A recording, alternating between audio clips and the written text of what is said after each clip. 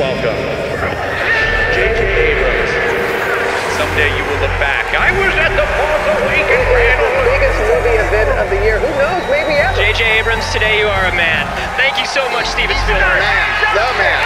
So for you, stand up, take a bow. The Last Jedi is really good. Ladies and gentlemen, welcome to episode 8. Best Star Wars is Empire Strikes Back. The fans are everything. Happy Kennedy. So, I gotta just say, the energy in this room, given that everybody was up until 3 o'clock. I remember Kathy came into the room and she was horrible at taking notes and she was terrible. But what she did know how to do was interrupt somebody in mid-sentence. Suddenly put her pencil down and would say something like, and what if he didn't get the girl, but instead he got the dog? So... I don't watch Star Wars, like at all. I'm still a fan, but an estranged one. I'm a baby Yoda that developed an allergy to Pedro Pascal. The end of the sequel trilogy really left me with trust issues that rendered a permanent frown on my face every time Star Wars came into a conversation, so I made the logical decision, packed my sacred texts, cut myself off from Twitter, and moved to an island where I milked the daylights out of the sequel trilogy's generous tits without ever having to actually touch or engage with it. And that worked because that atrocity of a trilogy is permanently imprinted in my brain. But it has been almost 4.5 years and more than enough therapy for my masochistic brain to go, maybe you should do the thing. You know, the thing? One last time, just to be sure. So I generously decided to stop metaphorically milking and actually fill the trilogy up again. To milk it even more, of course. This 3-part project will have no particular structure other than the fact that I will have 3 distinct parts for each of 3 movies, in which I will talk about the things that stood out the most during the rewatching process. That could be about literally anything. So yeah, part 1, Star Wars 7, The Force Awakens, go. For me, if I know where a story is going, and I've been obviously involved in certain things where we just didn't.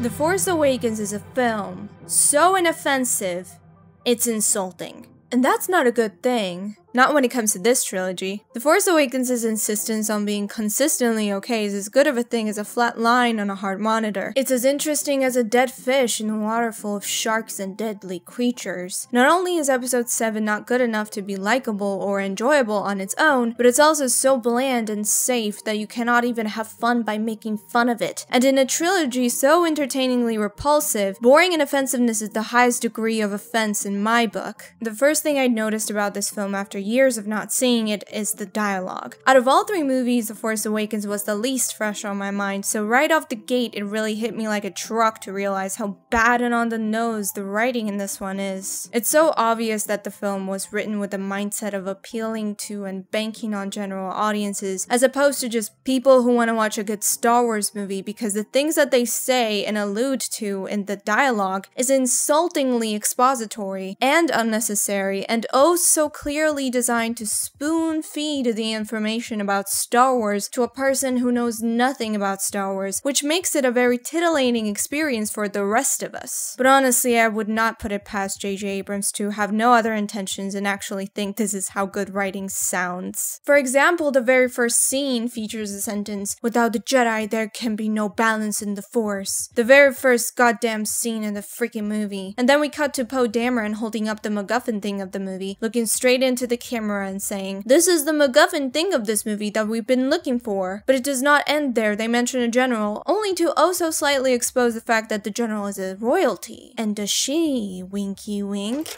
To me, she's royalty. Well, she certainly is that. I wonder who that is. Just phenomenal stuff, JJ, you man, you smartass. And it gets especially bad every time Kylo's heritage has to be addressed, because the script is so unsubtle about it that the big reveal happens like 5 times in the movie. From the first 5 minutes, the film hits you with, "You cannot deny the truth that is your family." Winky wink. And then there's a scene with Snoke where he goes, "The droid is on board of a Millennium Falcon in the hands of your father." And I don't dislike this one. It goes about the reveal of Kylo's identity without being too pretentious. Right?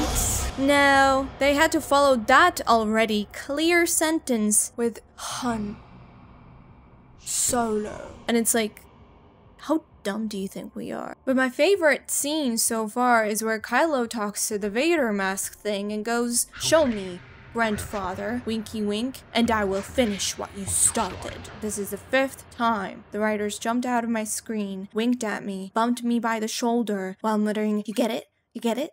You get it?" He's like, "You get it?" You can just feel the smugness of the writers radiating from the screen every time these lines happen, which happen every 2 minutes and is honestly embarrassing. Talking about embarrassing, in case you don't remember the plot of this movie, somehow there is an evil empire and rebels that rebel against the empire, and the main plot has 2 subplots, one of which is about rebels destroying the evil Death Star that eliminates planets, and the other one is about finding the old men. Still the epitome of originality, even 500 years later. My favorite thing about the plot of TFA is the subplot of the MacGuffin that contains the map that is needed to find the old men. Because once the MacGuffin is delivered to the good guys, the writers suddenly remembered that they are only halfway through the movie and they still have to resolve the first subplot, so they put the entire MacGuffin map plot on a literal pause by making it not work for no reason at all, and the moment the Death Star is blown up resolving the first subplot, suddenly, oh so magically, this one robot wakes up for no reason and makes the broken MacGuffin work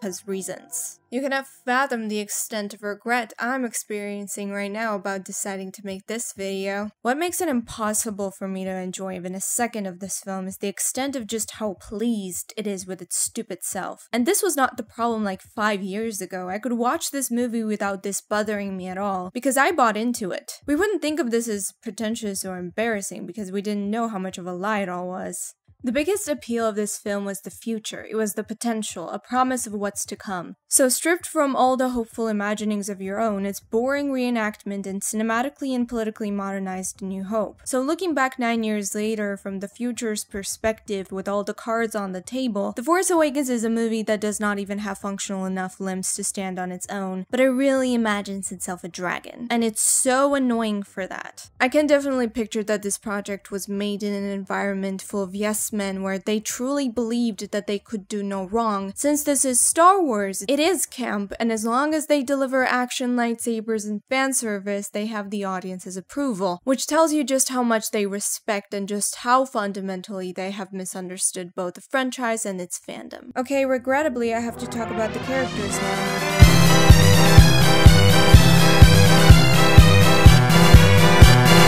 I can't believe I'm saying this, but I almost forgot how dislikable this character was. It really is hilarious because sometimes I was like, maybe I was overreacting and projecting a bit. Nope. She is that bad. And I don't want to talk about her too much because A, I don't really want to, and B, I already have a video on her, so I'm gonna point out things that I've never touched upon before or never realized. One of those things is that in this movie, they actually try to make her relatable, kinda, which is something that flew under my radar before. Like when they fly the Falcon for the first time, they try to give her this quirky personality by making her talk to herself. In this stressful situation, she's giving herself verbal reassurance or affirmations like, I can do this out loud, which is an obvious attempt at, look, she gets nervous and she doubts herself and her skills, look at this relatable little queen. But that is so completely undermined and compromised by everything else that ever happens in this movie. Also, that quirk of hers never returns after that one scene, so yeah, JJ, here's your Oscar, but oh no, I accidentally flushed it down the toilet. The Force Awakens is usually actually pretty good at balancing the suspension of disbelief. There is not a lot of, oh, bullshit moments. But that's not really a compliment because the plot has been proof tested in the 1977 film, so it can go no wrong in terms of this would never happen in Star Wars. It literally has. However, when it comes to Rey, the amount of suspension of disbelief you need to buy into the idea of her Wookiee talking, you can understand that thing? ship flying, Skywalker defeating, compressor bypassing self in this movie is quite infamously exhausting. I don't know why this movie fetishizes this girl so much. Like, I'm not even kidding, this is the first film to ever simp so hard for its own main character. Still till this day, I'm never not surprised by just how bad she is. Like, I get it if you forgot during the writing process, but you're telling me that not a single person on the set noticed Chewie moping away while Leia's comforting some irrelevant girl and said, wait, what the fuck? It's so stupid I need a break.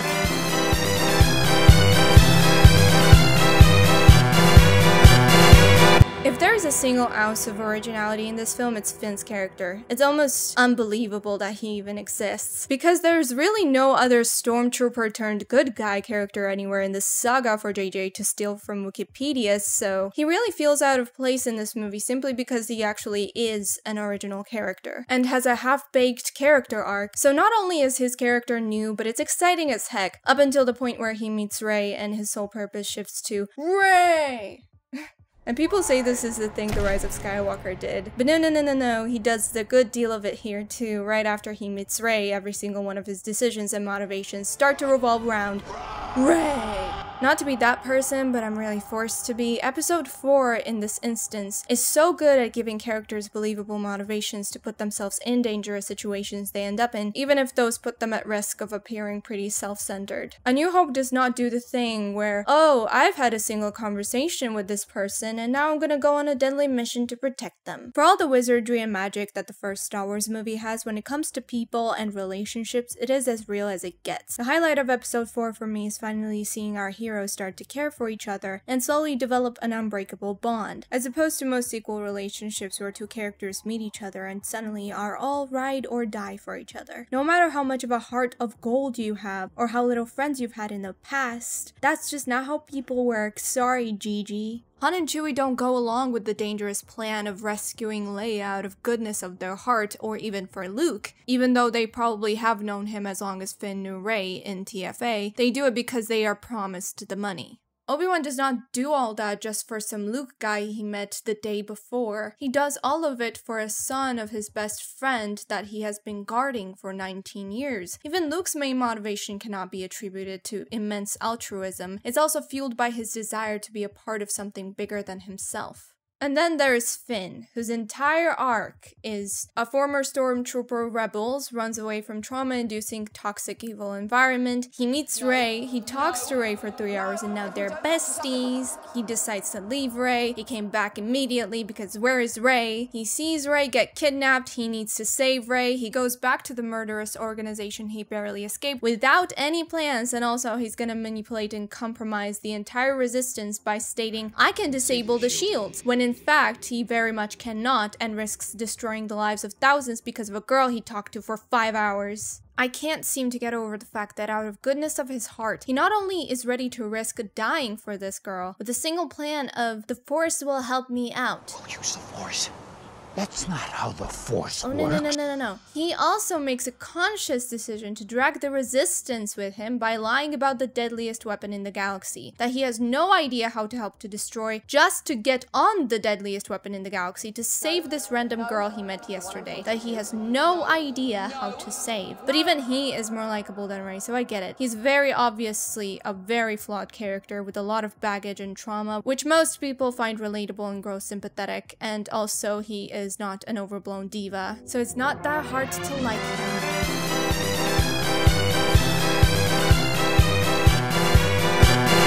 If there was such a thing as a Nepo character, Kylo would be a Nepo character. The only reason he is even here, or is even remotely relevant, is because of his parents. That's it, that's Kylo in The Force Awakens. He could be completely cut out from this movie and be replaced by some random stormtrooper, and very little would change. He does 3 notable things in the movie: to brutally exist and smash consoles, make Rey seem more insufferably perfect, no wonder your parents rejected you, you embarrassment of a Skywalker, and thirdly, but most importantly, helps the writers write off Harrison Ford. And that's all he's here for. I have a personal take that J.J. Abrams hates Kylo Ren with his entire being, because in no other logical way does the underutilization of this character make sense to me. Conceptually, Kylo reads as the central point of this saga. He's the last Skywalker, he's the last Solo and Organa, he's named after a Kenobi, he was trained by the Luke Skywalker, has an interesting past, but he's actually named Joke because that's all he is in this one. And of course, even he is not immune to Rey's majestic personality because of, you know, where she goes, "You're a Vader wannabe," and that's all it takes for him to break into a good stiff long-ass ballad, "I will show you the Force." This is all I have to say about this one. What a waste of a blowout.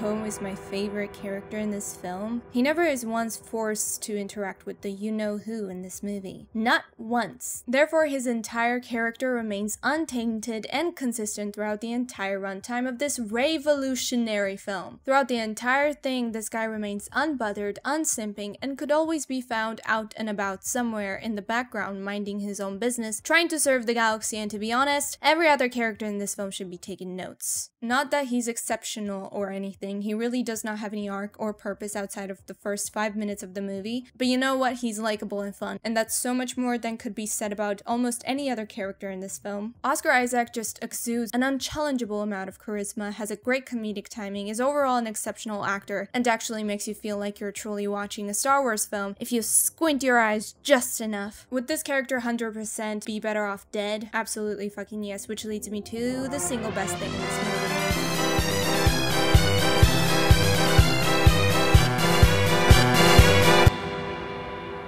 You're gonna have to turn and remove your hood. I said, oh, I gotta lie down for a minute.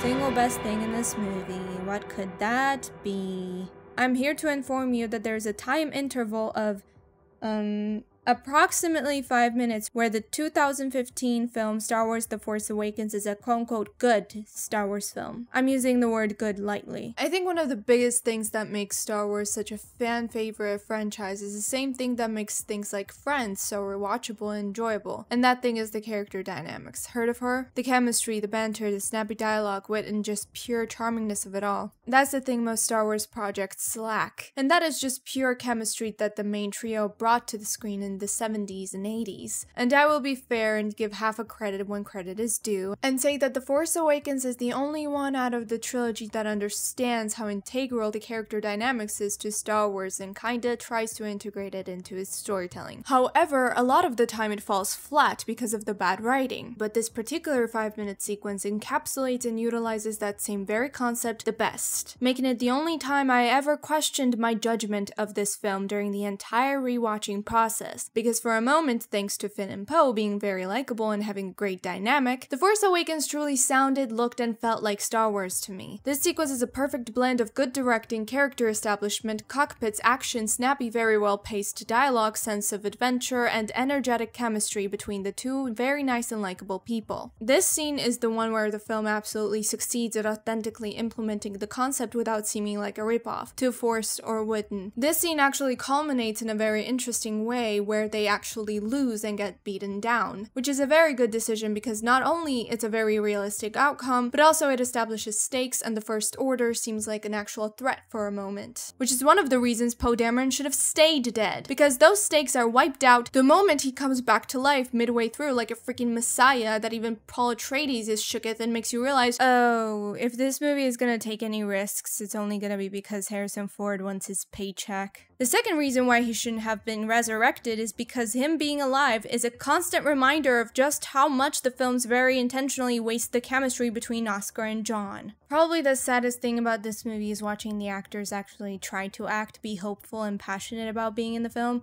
something that we will come to learn is quite a rarity after this one film. Little did they know they were the only people taking this project seriously. So yeah, there goes the single best thing in this movie. It's time to talk about the worst, and one that in my opinion is gonna set the entire rest of the trilogy up for a failure.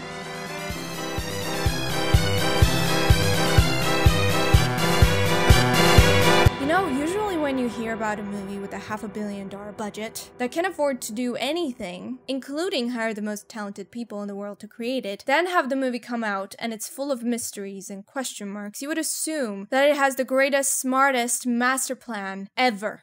How can it not? Physically, how can it not? This movie is one of the most expensive and desirable things ever made by humankind. How can it not have something as simple as a plan? Well, I guess it's quite possible if the project is trusted to a man who is obsessed with mysteries but not plans. J.J. Abrams doesn't like brainstorming or planning. He is just obsessed with the intrigue of a mystery and thinks that that is the secret ingredient for making a great film. And hell yeah, it's intriguing, just like a poop on top of a lamppost. Intriguing shit. Without good writing, JJ, no matter how many tips and tricks you have up your sleeve, you idiot, you're gonna lose, man. There's no secret to good filmmaking, there's just good writing, take it or leave it. I have always heard about J.J. Abrams' mystery boxes, and weirdly enough I always assumed it was just a name that fans came up with, because of how often he uses mysteries in his storytelling, and I feel quite stupid now to learn that, oh no, a mystery box is a phenomenon he himself came up with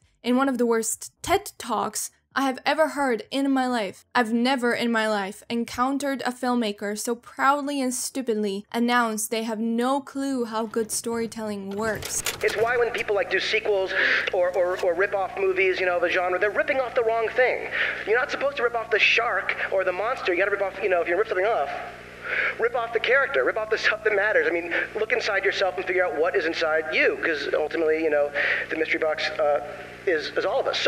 So yeah, I do believe that the only reason Ray's identity plotline ever existed in the first place is not because this guy had some grand plan. I realized, holy shit, it come full circle. Like the inspiration that I get from the technology is now using the stuff that I do, inspired by it, to sell technology. You know what I mean? It was nuts. But because that same thing was such a big deal for Luke in the OG trilogy that they wanted to bank on it without, you know, ever actually bothering to solve their own equation. Thanks, JJ. There's a belief in the Star Wars community that the same guy who created the Rise of Skywalker had previously planned out a very detailed and beautiful story, and this Rian guy came unannounced and stomped all over it. This pretentious smug son of a bitch movie does give off a vibe that it actually has answers to its own questions, but I think that that's a direct consequence of the fact that it's trying very hard to push the idea of a mystery box that secretly only has a DVD of the first trilogy inside it. Every single question or a mystery TFA provides is the exact same one as in the OG trilogy. This man had nothing planned. He didn't give a single fuck about why the Luke went to exile, who Snoke was, or who Rey's parents were, and I'm pretty sure he just put that storyline in because he accidentally forgot to change it while copy-pasting Luke's story arc from Wikipedia. That's my fan theory. With this type of approach, JJ basically created a ticking time bomb in form of an empty mystery box. But by the time the time bomb went off, he was far off and let others take the hit while he enjoyed fireworks until he was ultimately forced to clean up his own mess. But because he's an incompetent idiot, he completely failed to do so. To sum up this boring-ass, plain, unflavored cup of nothingness film, J.J. Abrams does not have a single original bone in his body. He has no idea how to tell a story, let alone create one. Which makes me wonder what would happen if Lucasfilm actually threw J.J. Abrams and Rian Johnson into a room together and forced them to actually have a conversation, because I do believe that never happened. I would pay to see the discourse between a man who does not have nearly enough ideas and a man who has so many of them. If he tries to stand up, he might sleep on one of them, which he ultimately did.